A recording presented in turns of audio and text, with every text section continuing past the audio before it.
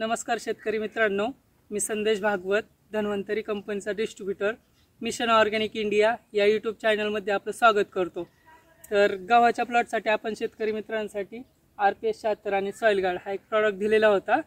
तर शेतकऱ्यांकडून आपण जाणून घेऊया की त्यांना याचा काय रिझल्ट आलेला आहे। दादा तुमचं नाव काय आहे? अजित शिंदे। अजित शिंदे। बर, RPS 76 आणि सॉइल गार्ड हा वापरण्याच्या पूर्वी तुमची गव्हाची कंडिशन काय होती?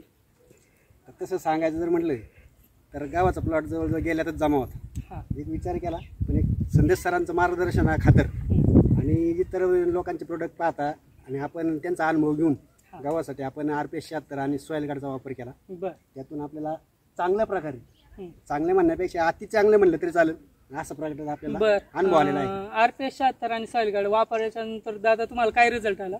RPS 76चा वापरल्यानंतर पिकाला हाईट वाढली, उंची चांगल्या प्रकारे लागली आणि हिरवळ तर अजून भरपूर प्रमाणात आली। काळोखी चांगल्या प्रकारची, कोंबीची साईज पण चांगली झालेली आहे। हो, चांगल्या प्रकारे दाणे पण चांगले भरलेत आता, बऱ्यापैकी म्हणजे चांगलेच भरलेत आणि अजून बी त्याची प्रगती चालू आहे। बरं, ही खत औषधे जी धन्वंतरी कंपनीची आहेत, वापरल्याच्या नंतर तुम्ही समाधानी आहे?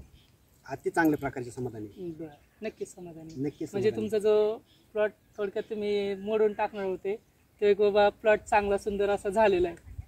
आता तो सांगायचा विचार म्हणजे मोडल्यातच जमा होता। हा, मोडल्यात आपण प्रोडक्ट वापरल्यानंतर चांगलं म्हणजे एकदम चांगल्या प्रकारे रिझल्ट आलेला आहे आणि आपण त्याच्यातून भरपूर प्रमाणात समाधानी आहे। बरं, शेतकरी मित्रांसाठी काय सांगाल की बाबा धन्वंतरी कंपनीची जी खत औषधं आहेत वापरले पाहिजेत का शेतकरी मित्रांनी?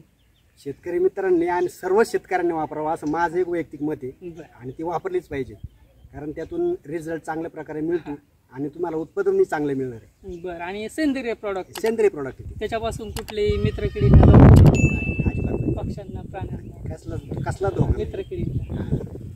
धन्यवाद मित्रांनो। व्हिडिओ जर तुम्हाला आवडला असेल तर लाईक करा, कमेंट